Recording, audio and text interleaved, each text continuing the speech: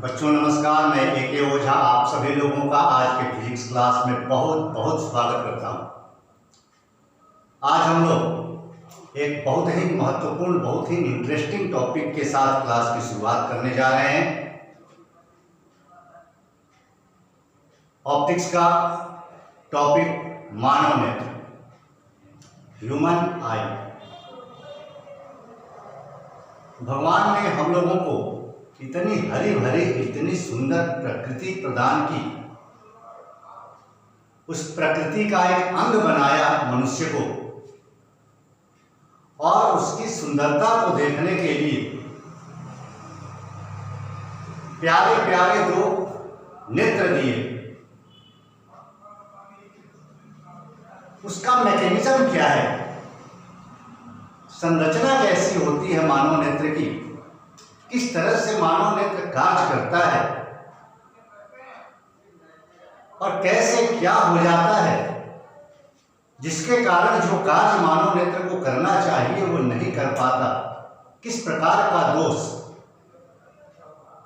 कैसे उत्पन्न हो जाता है, और हम अपने द्वारा डेवलप साइंस के माध्यम से उन दोषों को किस प्रकार से दूर करते हैं। आज के इस टॉपिक में सारा कुछ हम लोग पढ़ेंगे। तो शुरू करते हैं। मानव नेत्र की बनावट, मानव नेत्र की संरचना। ये हमारे मानव नेत्र की संरचना है। वैसे तो नेत्र के अंदर जितने पार्ट्स दिखाई पड़ रहे हैं, इसके अतिरिक्त भी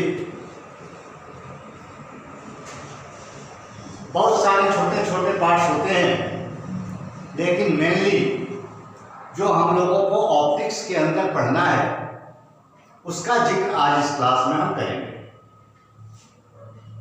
बच्चों, मानव नेत्र का आकार लगभग गोलाकार होता है। इसका पिछला सबसे बाहरी भाग, ये 3 लेयर्स नजर आ रही हैं, इसमें सबसे पिछला बाहरी भाग सफेद रंग के एक कड़े पदार्थ का बना होता है, जिसे हम श्वेत पटल या दृढ़ पटल या स्क्लेरोटिक के नाम से जानते हैं। सफेद होता है इसलिए इसका नाम श्वेत पटल है, हार्ड होता है इसलिए इसका नाम दृढ़ पटल भी है, और इंग्लिश में इसी श्वेत या दृढ़ पटल को स्क्लेरोटिक के नाम से पुकारा जाता है। इसका कार्य क्या होता है नेत्र में, तो ये श्वेत पटल या दृढ़ पटल या स्क्लेरोटिक क्या करता है कि बाहर से लगने वाली चोटों से मानव नेत्र की रक्षा करता है, मानव नेत्र को बचाता है। आपने सुना होगा कभी कभी ये न्यूज़ सुनने को मिलता है कि किसी के माइंड में ट्यूमर हो गया। ये ट्यूमर क्या होता है, सपोज करें ये कोई एक पार्ट है और यहाँ पर एक मांस का टुकड़ा है जो धीरे धीरे आकार अपना बढ़ाता गया, बड़ा होता गया, और जब ये बड़ा होगा तो क्या करेगा, आसपास जो भी पार्ट्स होंगे, छोटे छोटे शरीर के अंग होंगे, उनको प्रेस करेगा, दबाव डालेगा, और जब दबाव डालेगा तो इसका आकार जैसा पहले था वैसा ना रह करके ये विकृत हो जाएगा, टेढ़ा हो जाएगा, अपने वास्तविक आकृति में नहीं रह पाएगा। क्योंकि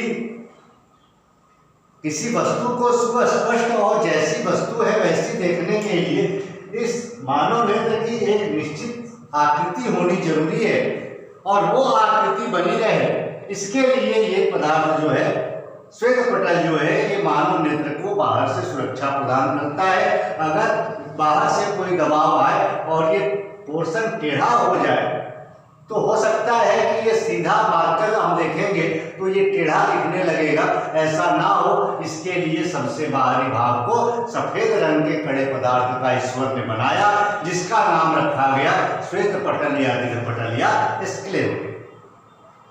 इस तरह से धीरे धीरे हम लोग एक एक पार्ट के नाम के बारे में, उसके स्थान के बारे में, उसकी क्रिया के बारे में समझते जाएंगे। हमने पढ़ा कि मानव नेत्र का आकार लगभग गोलाकार होता है। इसका पिछला सबसे बाहरी भाग सफेद रंग के कड़े पदार्थ का बना होता है, जिसे श्वेत पटल या दृढ़ पटल या स्क्लेरोटिक कहते हैं। श्वेत पटल के ठीक आगे बीच वाली लेयर गहरे भूरे रंग की लगभग कालापन लिए पदार्थ की एक पतली परत होती है। गहरी भूरी, इतनी गहरी भूरी होती है कि देखने में काली जैसी लगती है। आपको लिखने की जरूरत नहीं है, इच्छा हो तो आप लिख भी सकते हैं। इसको कहानी की तरह याद कर लें, और कहानी की तरह याद कर लेंगे तो आप बोर्ड एग्जामिनेशन हो या कॉम्पिटिटिव एग्जामिनेशन हो, किसी भी तरह के एग्जाम में आपसे किसी भी पार्ट के बारे में कोई प्रश्न पूछा जाएगा तो आप आसानी से बता देंगे। पूरी स्टोरी की तरह इसको याद कर लें। समझ लें कि श्वेत पटल के ठीक आगे एक गहरे भूरे रंग की कालापन लिए पदार्थ की पतली परत होती है, जो इस गोलक के अंदर, इसको गोलक कहा जाता है, इंग्लिश में इसको आई बॉल कहते हैं, नेत्र गोलक के अंदर प्रकाश के परावर्तन को रोकती है। इसे रक्तक पटल या कोराइड कहते हैं। अब क्या होगा यदि रक्तक पटल यहां ना हो या गोलक के अंदर प्रकाश का परावर्तन होता है? तो गोलक के अंदर अगर प्रकाश का परावर्तन होगा, सपोज करें यहां से प्रकाशीय किरणें जाएं, यहां जाकर के टकराएं, टकराने के बाद फिर लौटें, फिर एक दूसरे को काटें, तो जब प्रकाशीय किरणें बार बार टकरा करके इसके अंदर वाली दीवार से और कई बार एक दूसरे को काटेंगी, तो आपको पता है कि परावर्तित या अपवर्तित किरणें परावर्तन या अपवर्तन के बाद एक दूसरे को जिस बिंदु पर काटती हैं या काटती हुई प्रतीत होती हैं, उसे प्रतिबिंब कहा जाता है। जब बार बार इस दीवार से प्रकाशीय किरणों का परावर्तन होगा तो एक ही पदार्थ का दो या दो से अधिक प्रतिबिंब बनना संभव हो जाएगा, और उस स्थिति में एक मार्कर अगर यहाँ रखा जाए तो हमें हो सकता है कि 2, 3, 4, 5 मार्कर दिखाई पड़े। कभी कभी हम लोग छोटे थे तो इस तरह से आप करके देखते थे, तो कोई वस्तु एक होती थी तो वो कई दिखती थी। अब ये रक्तक पटल क्या करता है, तो रेटिना के ऊपर या अंदर वाली दीवार के ऊपर प्रतिबिंब बनाने के बाद जब प्रकाशीय किरणें आगे बढ़ती हैं, पिछले हिस्से की ओर जाती हैं, तो ये उसको अवशोषित कर लेता है। रक्तक पटल जो है काले रंग का, काले जैसा पदार्थ, ये उसको अवशोषित कर लेता है, फिर लौटने नहीं देता, और लौटने नहीं देता तो प्रकाश का परावर्तन नहीं होता, और परावर्तन नहीं होता तो एक वस्तु केवल एक ही दिखती है, 3 वस्तुएं 3 ही दिखती हैं, कोई वस्तुओं की संख्या में अंतर नहीं आता। एक बार फिर से, मानव नेत्र का आकार लगभग गोलाकार होता है। इसका पिछला सबसे बाहरी भाग सफेद रंग के कड़े पदार्थ का बना होता है, जो नेत्र गोलक को बाहर से लगने वाली चोटों से बचाता है। इसे श्वेत पटल या दृढ़ पटल या स्क्लेरोटिक कहते हैं। श्वेत पटल के ठीक आगे एक गहरे भूरे रंग की कालापन लिए पदार्थ की पतली परत होती है, जो इस नेत्र गोलक के अंदर प्रकाश के परावर्तन को रोकती है, प्रकाश को लौटने नहीं देती। नेत्र गोलक की आंतरिक दीवार सफेद रंग की पतली पारदर्शी झिल्ली होती है, जिस पर इस नेत्र के सामने रखी हुई किसी वस्तु का वास्तविक और उल्टा प्रतिबिंब बनता है। वो जैसे हम लोग पिक्चर देखते हैं तो एक स्क्रीन होता है, उसी स्क्रीन का ये काम करता है। नेत्र गोलक की आंतरिक दीवार सफेद रंग की बहुत ही पतली पारदर्शी झिल्ली होती है, जो नेत्र गोलक के अंदर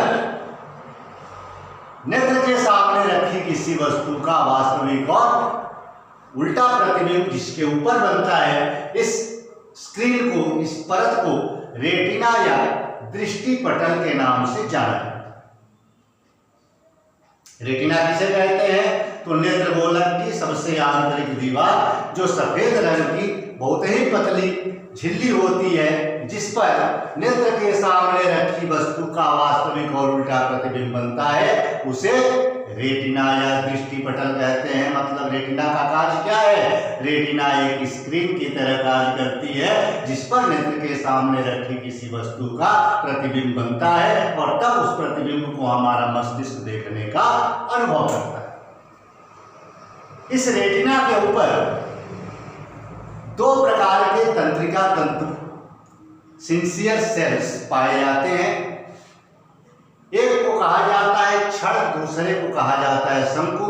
वो यहाँ आपको दिखाई इसलिए नहीं दे रहे क्योंकि इनका आकार बहुत ही छोटा होता है। वो गर्मी के दिनों में हमारे शरीर के ऊपर दाने दाने से निकल जाते हैं, बहुत से छोटे छोटे। उस तरह से रेटिना के ऊपर चारों तरफ छड़ और शंकु नाम के तंत्रिका तंतु, रॉड और कोन।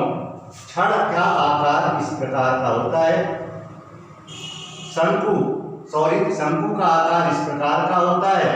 छड़ जो है वो इस प्रकार के आकृति के होते हैं। ये छड़ और ये शंकु छोटे छोटे दाने की तरह पूरे रेटिना पर पूरी तरह से इस दीवार पर बिखरे होते हैं। ये दोनों प्रकार के तंत्रिका तंतु प्रकाश के बहुत ही अच्छे सुग्राही होते हैं, आसानी से प्रकाश को ग्रहण करने वाले होते हैं। लेकिन शंकु छड़ की अपेक्षा प्रकाश का अधिक सुग्राही होता है, आसानी से प्रकाश को ग्रहण करता है। छड़ इस रेटिना पर बने उल्टे प्रतिबिंब के सीधे होने की सूचना मस्तिष्क को देता है, जबकि शंकु उस प्रतिबिंब के रंगीन और चमकदार होने की सूचना देता है। छड़ क्या करता है? जैसे ही हम नेत्र के सामने किसी वस्तु को रखेंगे, इसका उल्टा प्रतिबिंब रेटिना के ऊपर बनेगा।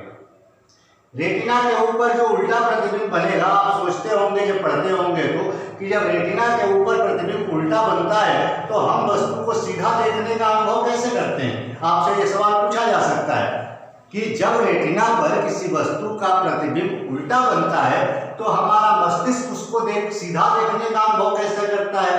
तो वो करामात इस छड़ का है। छड़ क्या करता है? इस रेटिना पर बने उल्टे प्रतिबिंब के सीधे होने की सूचना और शंकु उस प्रतिबिंब के रंगीन और चमकदार होने की सूचना कि जो प्रतिबिंब बना है वो किस कलर का है, कितना ज्यादा ब्राइटनेस है, डार्क कलर है, लाइट कलर है, डीप कलर है, किस प्रकार का कलर है, इसकी सूचना मानव मस्तिष्क को देता है, जिसके कारण मस्तिष्क उस वस्तु को सीधा और रंगीन देखने का अनुभव करने लगता है। इस रेटिना के ऊपर लेंस के ठीक पीछे, या यूं कहें कि रेटिना के मध्य भाग में एक ये गड्ढे नुमा आकृति होती है। यहां से यहां तक का ये जो क्षेत्र है थोड़ा गड्ढे नुमा आकृति होती है।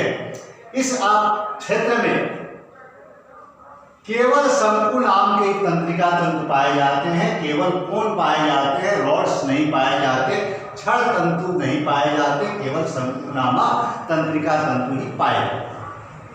अब अभी हम लोगों ने पढ़ा कि शंकु छड़ की अपेक्षा प्रकाश के अधिक सुग्राही होते हैं, और अधिक सुग्राही होने वाला जो तंत्रिका तंतु शंकु प्रकाश का सबसे अधिक सुग्राही है, केवल उसी की उपस्थिति स्फीत बिंदु के क्षेत्र में है। इसलिए इसकी उपस्थिति के कारण, शंकुओं की उपस्थिति के कारण इस रेटिना का सर्वाधिक प्रकाश सुग्राही क्षेत्र यही गड्ढेनुमा क्षेत्र होता है, जिसे हम लोग पीत बिंदु या येलो पॉइंट के नाम से जानते हैं।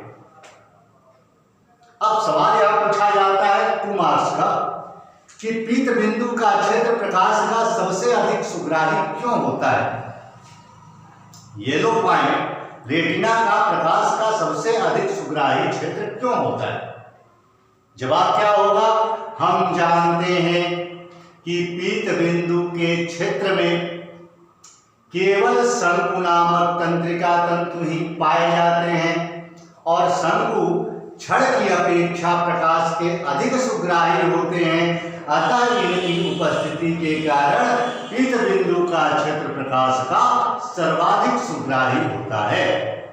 इस पीत बिंदु के थोड़ा नीचे एक और गड्ढे जैसी आकृति होती है, गड्ढे नुमा आकृति होती है, ये क्षेत्र।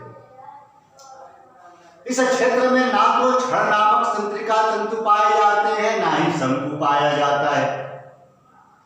ये प्रधानमंत्री जो हमारा दिमाग है, इसके यही दो मंत्री हैं जो सूचना देते हैं, और इन दोनों की मौजूदगी इस क्षेत्र में नहीं होती, इसलिए इसको अंधा क्षेत्र कहा जाता है। इस एरिया में अगर प्रतिबिंब का कुछ भाग आ जाए तो वो मस्तिष्क देखने का अनुभव नहीं करेगा, क्योंकि वहां ना तो छड़ है ना शंकु है, फिर मस्तिष्क के पास उसकी सूचना नहीं पहुंच पाएगी। छड़ और शंकु के अनुपस्थिति के कारण, नहीं रहने के कारण यह क्षेत्र प्रकाश का बिल्कुल भी सुग्राही नहीं होता।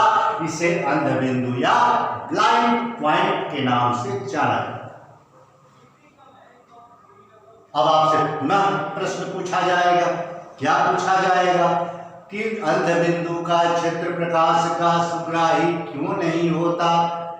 जवाब क्या देंगे आप जवाब देंगे कि हम जानते हैं कि अंधबिंदु के क्षेत्र में ब्लाइंड स्पॉट एरिया में छड़ और शंकु किसी भी प्रकार का तंत्रिका तंतु उपस्थित नहीं होता, और चूंकि ये छड़ और शंकु ही प्रकाश के सुग्राही होते हैं, अतः इनकी उपस्थिति के कारण ये अंधबिंदु का क्षेत्र प्रकाश का सुग्राही नहीं होता। अंधबिंदु के क्षेत्र से हम देख रहे हैं बहुत ही पतली पतली बहुत सी शिराएं, नसें निकलती हैं। इन सारी शिराओं का, सारे वेन्स का संपर्क दिमाग से होता है, जिनसे हमेशा ब्लड सर्कुलेशन चलता रहता है, और इसी ब्लड सर्कुलेशन के माध्यम से तंत्रिका शिराओं की सहायता से या तंत्रिका शिराओं से होने वाले रक्त संचार के माध्यम से छड़ और शंकु रेटिना पर बने उल्टे प्रतिबिंब के सीधे और रंगीन होने की सूचना मस्तिष्क को देंगे। ये सूचना तंत्र है, और मस्तिष्क उस वस्तु को सीधा और रंगीन देखने का अनुभव करने लगता है। बात समझ में आ रही होगी, बिल्कुल स्टोरी की तरह। जैसे दादी नानी रात को सोते समय कहानी सुनाती थी और सुनते सुनते सो जाते थे, और सवेरे उठते थे तो पूरी कहानी दिमाग में होती थी। उसी तरह से कहानी ध्यान से सुना जाए। और एक बात को याद रखें, ये रात वाली कहानी नहीं है, दिन वाली कहानी है, इसलिए इसको सुनते सुनते सोना नहीं है। इसको कहानी की तरह याद कर लें, फिर आपको कहीं से भी कोई एक नंबर का सवाल में पूछा जाता है, आप मिस नहीं करेंगे, बिल्कुल उसका सटीक उत्तर देंगे। 1 मिनट मेरी करते हैं, बहुत लंबा नहीं है, आपको समझाने में इतना समय लगता है। हम लोगों ने जितना समझने में इतना टाइम लगाया, देखिए बोलने में कितना कम समय लगेगा। देखिए, मानव नेत्र का आकार लगभग गोलाकार होता है। इसका पिछला सबसे बाहरी भाग सफेद रंग के कड़े पदार्थ का बना होता है, जो नेत्र गोलक को बाहर से लगने वाली चोटों से बचाता है। इसे श्वेत पटल या दृढ़ पटल या स्क्लेरोटिक कहते हैं। श्वेत पटल के ठीक आगे एक गहरे भूरे रंग की कालापन लिए पदार्थ की पतली परत होती है, जो गोलक के अंदर प्रकाश के परावर्तन को रोकती है। इसे रक्तक पटल या पुरायण कहते हैं। गोलक की आंतरिक दीवार सफेद रंग की बहुत ही पतली पारदर्शी झिल्ली होती है, जिस पर नेत्र के सामने रखी किसी वस्तु का वास्तविक और उल्टा प्रतिबिंब निर्मित होता है। इसे दृष्टि पटल या रेटिना कहते हैं। रेटिना के ऊपर छड़ और शंकु नाम के 2 प्रकार के तंत्रिका तंतु पाए जाते हैं, जो प्रकाश के अच्छे सुग्राही होते हैं। छड़ रेटिना पर बने उल्टे प्रतिबिंब के सीधे होने की और शंकु उसके रंगीन और चमकदार होने की सूचना मानव मस्तिष्क को देता है, जिसके कारण मस्तिष्क हमारा उल्टे प्रतिबिंब को भी सीधे और रंगीन देखने का अनुभव करता है। रेटिना के मध्य भाग में एक गड्ढे नुमा आकृति होती है, जहां केवल शंकु नामक तंत्रिका तंतु ही पाए जाते हैं, केवल कोण ही पाए जाते हैं, रॉड उपस्थित नहीं होते, चूंकि शंकु छड़ की अपेक्षा भी प्रकाश का अधिक सुग्राही होता है। अतः इन शंकुओं की उपस्थिति के कारण यह क्षेत्र रेटिना का सर्वाधिक प्रकाश सुग्राही क्षेत्र होता है। इसे हम पीत बिंदु या येलो पॉइंट के नाम से जानते हैं। पीत बिंदु के ठीक नीचे एक और गड्ढेनुमा आकृति होती है, जहां छड़ अथवा शंकु किसी भी प्रकार का तंत्रिका तंतु नहीं पाया जाता। तंत्रिका तंतुओं की अनुपस्थिति के कारण यह क्षेत्र प्रकाश का बिल्कुल ही सुग्राही नहीं होता, बिल्कुल डार्क रूम की तरह होता है। इसे हम अंध बिंदु या ब्लाइंड स्पॉट, ब्लाइंड पॉइंट के नाम से जानते हैं। अंध बिंदु के क्षेत्र से बहुत ही पतली पतली सिराएं निकलती हैं, जिनका संपर्क मानव मस्तिष्क से होता है। इन्हीं सिराओं की सहायता से छड़ और शंकु रेटिना पर बने उल्टे प्रतिबिंब के सीधे और रंगीन होने की सूचना मस्तिष्क को देते हैं, जिसके कारण मस्तिष्क वस्तु को सीधा और रंगीन देखता है। इन सिराओं को तंत्रिका सिराएं, सिंसियर नर्व्स के नाम से जाना। पीछे का पोर्शन कंप्लीट हुआ, अब आगे चलते हैं। नेत्र के अगले भाग में एक बहुत ही मुलायम पदार्थ का बना उत्तल लेंस होता है। नेत्र गोलक में, नेत्र के अंदर बहुत ही मुलायम पदार्थ का बना ये एक उत्तल लेंस होता है। इसी लेंस से अपवर्तन के बाद प्रकाशीय किरणें नेत्र के सामने रखी किसी वस्तु का वास्तविक और उल्टा प्रतिबिंब रेटिना पर बनाती है। इस लेंस को आई लेंस या नेत्र लेंस के नाम से जानते हैं। देखेंगे जब आईना लेकर के और ध्यान से देखेंगे, हमारी आंखों में देखें आप, तो सबसे बाहर सफेद सफेद रंग का पोर्शन होगा, वो श्वेत पटल या दृढ़ पटल या स्क्लेरोटिक है। नेत्र के अंदर सबसे हार्ड पोर्शन हो, उसके अंदर एक इस तरह का गोल भूरे रंग का लगभग काले जैसा पोर्शन होता है, जिसके बीच में एक और होल होता है, जिसके अंदर नीले नीले रंग का दिखाई पड़ता है। वो नीले रंग का जो दिखाई पड़ता है वो क्या है? नेत्र लेंस है, आई लेंस। हालांकि उसके आगे कुछ लिक्विड भी भरा होता है, उसके बारे में चर्चा करेंगे, लेकिन वो ब्लू कलर का जो होल, छोटे होल के अंदर बीच में ठीक दिखाई पड़ रहा है, वो आई लेंस। तो इसी नेत्र के अगले भाग में एक बहुत ही मुलायम पदार्थ का बना उत्तल लेंस होता है, जिससे अपवर्तन के बाद प्रकाशीय किरणें नेत्र के सामने रखी किसी वस्तु का वास्तविक और उल्टा प्रतिबिंब इस रेटिना पर बनाती है। इस नेत्र के ऊपर और नीचे से दो मांसपेशियां पकड़ करके रखती हैं। देख रहे हैं क्लास की तरह, दो ऊपर से ऐसे जुड़ी हुई हैं। ये मान लीजिए लेंस है, तो दो मांसपेशियां ऊपर से, दो नीचे से जुड़ी हुई हैं और बिल्कुल जकड़ करके रखती हैं। इस लेंस के पिछले भाग से एक मांसपेशी जो एक ऊपर और एक नीचे की ओर जुड़ी होती है, वो इस लेंस को उसके वास्तविक स्थान पर बनाए रखने में सहायता करती है। इसलिए इनको हैंगर्स कहते हैं, लटकाने वाला बंधन कहा जाता है, हैंगर कहा जाता है। अगर ये टूट जाए तो ये लेंस क्या हो जाएगा? नीचे आ जाएगा, और ये नीचे वाला मांसपेशी टूट जाए तो ये लेंस ऊपर चला जाएगा। फिर प्रकाश बिल्कुल डायरेक्ट जाने लगेगा, लेंस सामने रहेगा ही नहीं, तो फिर प्रतिबिंब किसका बनेगा? तो लेंस जिसको जहां रहना चाहिए आंख के अंदर, वहीं पर बना रहे, इसके लिए दो हैंगर्स लगे होते हैं, एक ऊपर और एक नीचे की ओर, जो नेत्र लेंस को उसके वास्तविक स्थिति में बनाए रखने में हेल्प करते हैं, सहायता करते हैं। इस नेत्र लेंस के अगले भाग से एक और मांसपेशी जुड़ी होती है, जो निकट या दूर की वस्तुओं को स्पष्ट रूप से देखने के लिए नेत्र लेंस की फोकस दूरी को आवश्यकता अनुसार कम या ज्यादा करती रहती हैं, परिवर्तित करती रहती हैं, घटाती या बढ़ाती रहती हैं। इन्हें सिलियरी मसल्स या सिलियरी पेशियां कहते हैं। आपको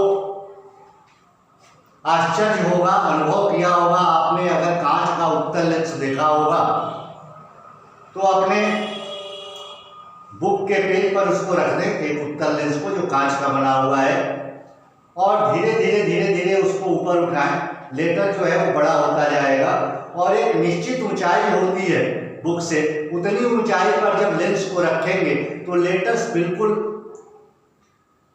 स्पष्ट दिखाई पड़ेंगे, साफ साफ क्लियर दिखाई पड़ेंगे, विजिबिलिटी बिल्कुल क्लियर होगी। और उससे और ज़्यादा ऊंचाई पर ले जाएंगे तो वो धुंधलापन बढ़ता जाएगा, स्पष्टता जो है वो लेटर्स की कम होती जाएगी। मतलब किसी लेंस की एक निश्चित क्षमता होती है कि उससे कितनी दूरी पर वस्तु को रखेंगे तो बिल्कुल क्लियर इमेज बनेगा, वस्तु बिल्कुल साफ दिखाई पड़ेगा। हमारी आंख में भी एक उत्तल लेंस ही है, उसी कांच के लेंस की तरह ही। लेकिन यहाँ पर अगर कोई वस्तु हो, बुक रखा जाए तो आसानी से इसको हम पढ़ लेते हैं, साफ साफ दिखाई पड़ता है, हमें कोई दिक्कत नहीं होती। और रात को गर्मियों के दिनों में जब छत पे कभी सोएं तो बहुत सारे लाखों किलोमीटर दूर तारे हैं, स्टार्स हैं, वो तारे भी साफ साफ हमें दिखाई पड़ते हैं। कोई प्लेन हजारों किलोमीटर की ऊंचाई से, सैकड़ों किलोमीटर की ऊंचाई से अगर उड़ता है, उसकी लाइटें दिखाई पड़ती हैं हमें, दिन में पूरा प्लेन दिखाई पड़ता है। कैसे संभव है कि एक ही उत्तल लेंस पास की वस्तु को भी साफ दिखा सकता है और दूर की वस्तु को भी? उसको एडजस्ट करने के लिए ये सिलियरी पेशियां काम करती हैं। जब निकट की वस्तु को देखना होता है तो सिलियरी पेशियों में तनाव आ जाता है, टेंशन इनका बढ़ जाता है। जैसे सपोज करें ये आपका लेंस है, ये सिलियरी पेशियां हैं। नजदीक की वस्तुओं को जब देखना होगा तो सिलियरी पेशियों में तनाव आ जाएगा। तनाव किसे कहते हैं? जब एक वस्तु पर दोनों दिशाओं में एक साथ बल काम करने लगे या एक से अधिक दिशाओं में बल काम करने लगे तो तनाव आता है। तो इस ऊपर वाली पेशी से जो नीचे की ओर फोर्स लग रहा है और नीचे वाली पेशी से जो ऊपर की ओर फोर्स लग रहा है, ये दोनों फोर्स मिल करके इस लेंस को दबाते हैं। और लेंस को जब दबाते हैं तो लेंस पहले की अपेक्षा छोटा और मोटा हो जाता है। और आपको याद रहना चाहिए कि जब कोई लेंस पहले से छोटा और मोटा हो जाए तो उसकी फोकस दूरी कम हो जाती है, और जब फोकस दूरी कम हो जाती है तो निकट की वस्तु को नेत्र साफ साफ देखने की क्षमता उसके अंदर आ जाती है। मस्तिष्क पास की वस्तु को साफ साफ देखने लगता है। दूर की वस्तुओं को देखते समय सिलियरी पेशियों का तनाव कम हो जाता है, और तनाव कम होने के कारण लेंस जो है वो पहले की अपेक्षा पतला और लंबा हो जाता है। लेंस के पतला और लंबा होने के कारण उसकी फोकस दूरी बढ़ जाती है, और जब फोकस दूरी बढ़ जाती है तब तो फिर मजे हैं, कितना भी दूर वस्तु हो आसानी से उसको नेत्र देख लेता है, मस्तिष्क देखने का अनुभव करने लगता है। इस लेंस के आगे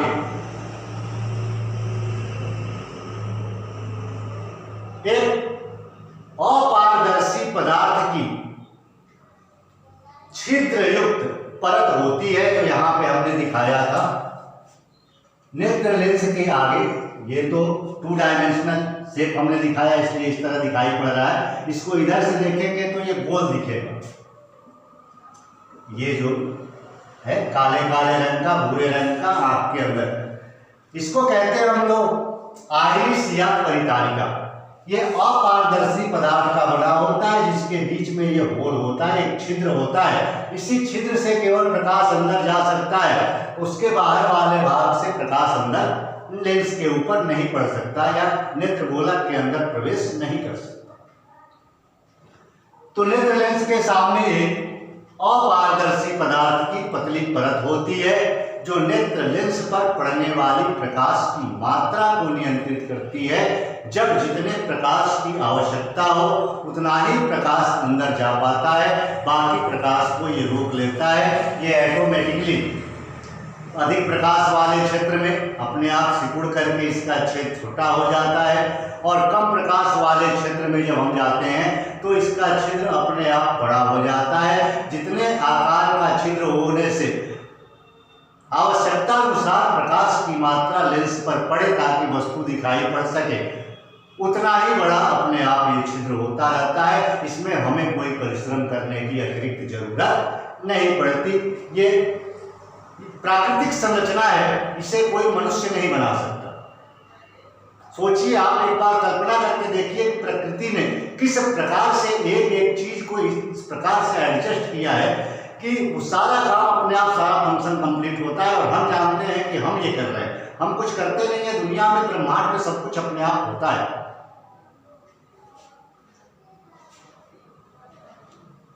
आइरिस के आगे, परिकारिका के ठीक आगे एक और पारदर्शी पदार्थ की बहुत ही पतली एक परत होती है, जो बाहर से आने वाले धूलकण वगैरह से, धुआं आ गया, धुंध आ गया, धूलकण आ गया, कोई भी अवांछनीय पदार्थ अगर बाहर वातावरण से आंख के अंदर प्रवेश करना चाहे तो उससे ये उसकी रक्षा करता है। वो यहीं पर आकर के टकराएगा और यहीं से हम इस तरह से निकाल करके उसको बाहर फेंक देंगे। नहीं तो आइरिस के ऊपर पड़ेगा तो इस होल को पैक कर देगा, जाम कर देगा, जिससे प्रकाश अंदर नहीं जा पाएगा।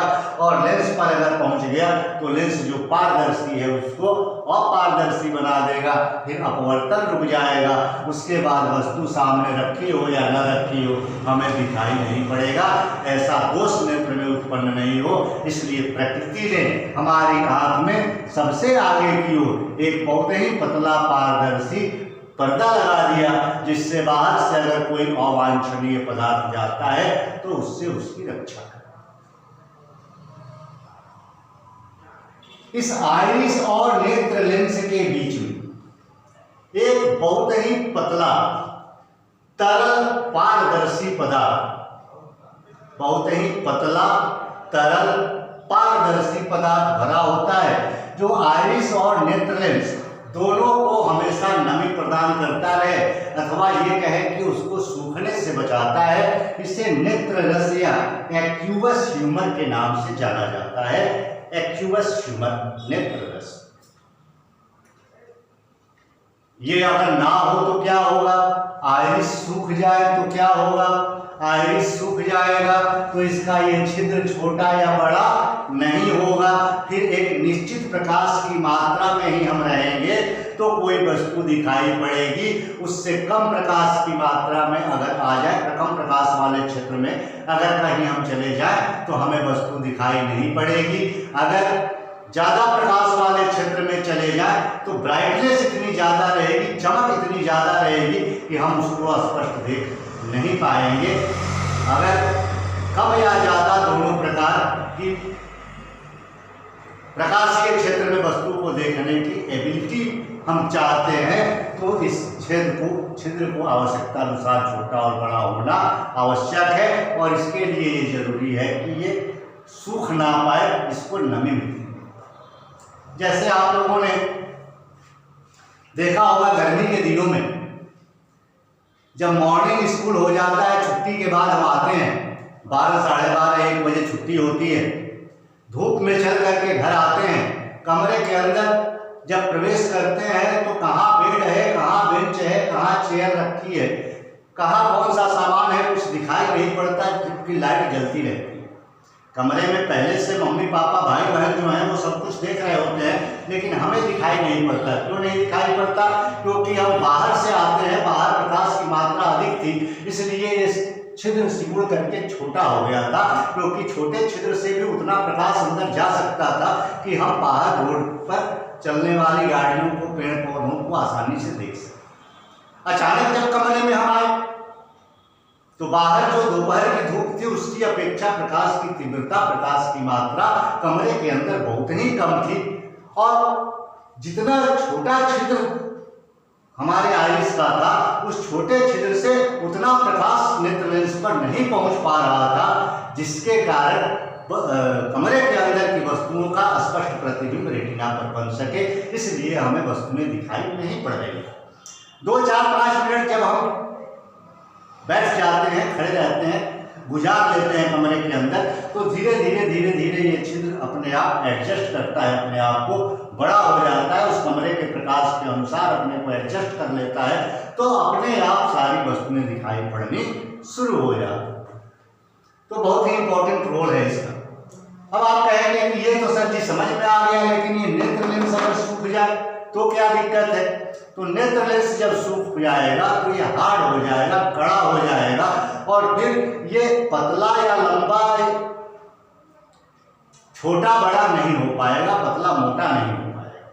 और छोटा बड़ा पतला लंबा और मोटा नहीं होगा तो इसकी फोकस दूरी फिक्स हो जाएगी, इसकी फोकस दूरी कम ज़्यादा नहीं होगी, चेंज नहीं हो पाएगी, परिवर्तित नहीं हो पाएगी। और तब क्या होगा, वो कांच का जो लेंस होता है उसी तरह का ये लेंस बन जाएगा।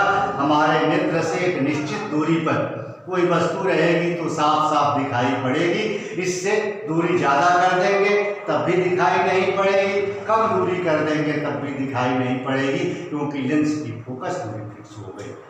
निकट या दूर की वस्तु को स्पष्ट रूप से हम देख सकें, इसके लिए ये जरूरी है कि फोकस दूरी नेत्र लेंस की चेंज हो, और ये चेंज होने के लिए नेत्र लेंस का मुलायम होना जरूरी है। और उसको मुलायम करने के लिए ये एक तरल पदार्थ भरा होता है जिसको हम एक्वियस ह्यूमर या नेत्र रस के नाम से जानते हैं।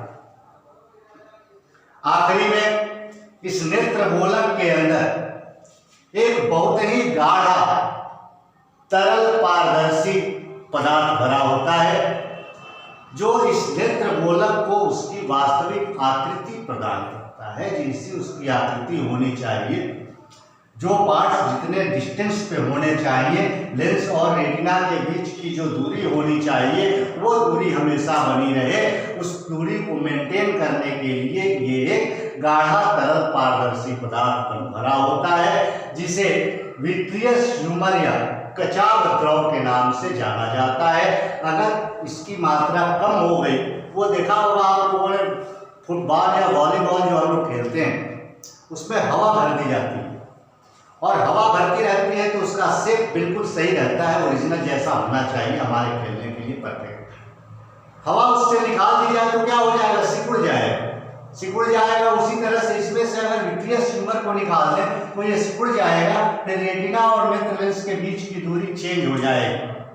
और ये दूरी जब चेंज हो जाएगी तो जो प्रतिबिंब रेटिना पर, मतलब सपोज करें 10 सेंटीमीटर की दूरी पर, 5 सेंटीमीटर की दूरी पर ये रेटिना है और प्रतिबिंब भी 5 सेंटीमीटर की दूरी पर बनता था तो रेटिना पर बनता था। और रेटिना सपोज कीजिए सिकुड़ करके आ गई कहाँ, 3 सेंटीमीटर की दूरी पर, तो प्रतिबिंब कहाँ बनेगा, रेटिना के पीछे बनने लगेगा। और रेटिना के पीछे बनने लगेगा तो छड़ और शंकु उस प्रतिबिंब के बनने की अनुभूति नहीं कर पाएंगे, एक्सपीरियंस नहीं कर पाएंगे, फिर मस्तिष्क को सूचना नहीं मिलेगी। और मस्तिष्क को जब सूचना नहीं मिलेगी तो मस्तिष्क वस्तु को सामने रखे रहने के बाद भी उसे देखने का अनुभव नहीं कर पाएगा। जैसे हमारे एमएलए, एमपी, विधायक जो भी मिनिस्टर्स हैं, वो प्रधानमंत्री, राष्ट्रपति को ये जाकर के ना बताएं कि आपके गांव की नली गली की स्थिति क्या है, राशन जो बढ़ता है वो लोगों को मिलता है कि नहीं, सारी जो सुविधाएं सरकार भेजती है वो हर लोग के लिए मिल पाता है कि नहीं, ये सही ढंग से ना बताए तो प्रधानमंत्री को, राष्ट्रपति को ये पता नहीं चल पाता। उनको लगता है कि सब कुछ सही चल रहा है। वैसे ही जब दूरी चेंज हो जाएगी, रेटिना पर प्रतिबिंब नहीं बनेगा तो रेटिना पर जो छड़ और शंकु है वो मस्तिष्क को सूचना नहीं दे पाएंगे, और मस्तिष्क को जब सूचना नहीं दे पाएंगे तो मस्तिष्क वस्तु को देखने का अनुभव नहीं कर पाएगा। ये पूरा स्ट्रक्चर था ह्यूमन आई का। एक बार फिर 2 मिनट में जल्दी से रिवीजन कर लें। मानव नेत्र का आकार लगभग गोलाकार होता है। इसका पिछला सबसे बाहरी भाग सफेद रंग के कड़े पदार्थ का बना होता है जो नेत्र गोलक को बाहर से लगने वाली चोटों से बचाता है। इसे श्वेत पटल या रीढ़ पटल या स्क्लेरोटिक कहते हैं। श्वेत पटल के ठीक आगे गहरे भूरे रंग की कालापन लिए पदार्थ की पतली परत होती है जो गोलक के अंदर प्रकाश के परावर्तन को रोकती है। इसे रक्तक पटल या कोरायन कहते हैं। नेत्र गोलक की आंतरिक दीवार सफेद रंग की बहुत ही पतली पारदर्शी झिल्ली झिल्ली होती है, परत होती है, जिस पर नेत्र के सामने रखी हुई किसी वस्तु का वास्तविक और उल्टा प्रतिबिंब निर्मित होता है। इससे दृष्टि पटल या रेटिना कहते हैं। रेटिना के ऊपर छड़ और शंकु नाम के दो प्रकार के तंत्रिका तंतु पाए जाते हैं, सिंसियर सेल्स पाए जाते हैं। ये दोनों प्रकाश के बहुत ही अच्छे सुग्राही होते हैं, लेकिन शंकु छड़ की अपेक्षा प्रकाश का अधिक सुग्राही होता है। छड़ रेटिना पर बने उल्टे प्रतिबिंब के सीधे होने की, जबकि शंकु उसके रंगीन और चमकदार होने की सूचना मस्तिष्क को देते हैं, जिससे मस्तिष्क वस्तु को सीधा और रंगीन देखने का अनुभव करता है। रेटिना के मध्य में एक गड्ढेनुमा आकृति होती है, जहां केवल शंकु नामक तंत्रिका तंतु ही पाए जाते हैं। इन शंकुओं की उपस्थिति के कारण, चूंकि शंकु प्रकाश के सबसे अधिक सुग्राही होते हैं, इसलिए इनकी उपस्थिति के कारण ये क्षेत्र रेटिना पर प्रकाश का सर्वाधिक सुग्राही, सबसे अधिक सुग्राही क्षेत्र होता है। इसे पीत बिंदु या येलो पॉइंट के नाम से जाना जाता है। पीत बिंदु के कुछ नीचे एक और गड्ढे जैसी आकृति होती है, जहां ना तो छड़ होता है ना ही शंकु होता है, और छड़ और शंकु नामक तंत्रिका तंतुओं की अनुपस्थिति के कारण यह क्षेत्र प्रकाश का बिल्कुल ही सुग्राही नहीं होता। इसे अंध बिंदु या ब्लाइंड पॉइंट कहते हैं। अंध बिंदु के क्षेत्र से बहुत ही पतली पतली शिराएं निकलती हैं। इन्हीं पतली शिराओं की सहायता से छड़ और शंकु रेटिना पर बने उल्टे प्रतिबिंब के सीधे और रंगीन होने की सूचना मस्तिष्क को देते हैं, जिसके कारण मस्तिष्क वस्तु को देखने का अनुभव करता है। नेत्र के अगले भाग में एक बहुत ही मुलायम पदार्थ का बना उत्तल लेंस होता है। इस लेंस से अपवर्तन के बाद प्रकाशीय किरणें नेत्र के सामने रखी किसी वस्तु का वास्तविक और उल्टा प्रतिबिंब रेटिना पर निर्मित करते हैं। इस लेंस को नेत्र लेंस कहते हैं। नेत्र लेंस के पिछले भाग से एक ऊपर तथा नीचे की ओर मांसपेशी जुड़ी होती है, मसल्स जुड़े होते हैं, जो इस नेत्र लेंस को उसके वास्तविक स्थान पर बनाए रखने में सहायता करते हैं। इन्हें लटकाने वाला बंधन या हैंगर्स कहा जाता है। इसी नेत्र लेंस के अगले भाग से एक और मांसपेशी जुड़ी होती है, जो नेत्र लेंस की फोकस दूरी को निकट या दूर की वस्तुओं को स्पष्ट रूप से देखने के लिए आवश्यकता अनुसार घटाती या बढ़ाती रहती हैं। इन मांसपेशियों को सिलियरी पेशियां, सिलियरी मसल्स के नाम से जाना।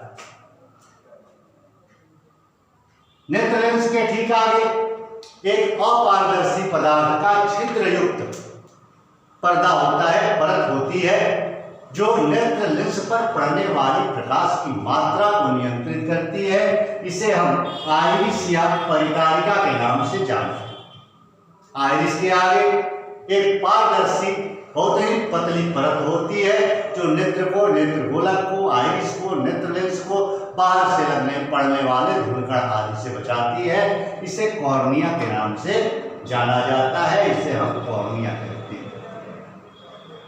आइरिस और नेत्र लेंस के बीच एक बहुत ही पतला तरल पारदर्शी पदार्थ भरा होता है, जो आइरिस और नेत्र लेंस दोनों को सूखने से बचाता है, नमी प्रदान करता रहता है। इसे नेत्र रस या एक्यूबस ह्यूमर कहते हैं। नेत्र गोलक के मध्य स्थित खाली भाग में एक गाढ़ा तरल पारदर्शी पदार्थ स्थित होता है, जो गोलक को उसकी वास्तविक आकृति प्रदान करने में सहायता करता है। इसे विट्रियस ह्यूमर या कचाव द्रव कहते हैं। ये इतने महत्वपूर्ण पार्ट्स हैं जो हमें ऑप्टिक्स में पढ़ने होते हैं। इन सबसे मिलकर के मानव नेत्र का निर्माण होता है। अब आपसे अगर किसी ने पूछ दिया सवाल कि मानव नेत्र क्या होता है, व्हाट इज ह्यूमन आई, जवाब क्या होगा?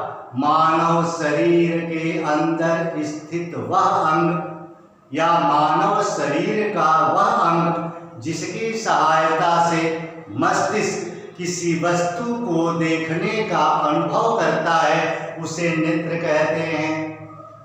इसे नेत्र कहते हैं। मानव शरीर का वह अंग जिसकी सहायता से मस्तिष्क किसी वस्तु को देखने का अनुभव करता है, उसे नेत्र कहते हैं या मानव नेत्र कहते हैं। वस्तु को कौन देखता है?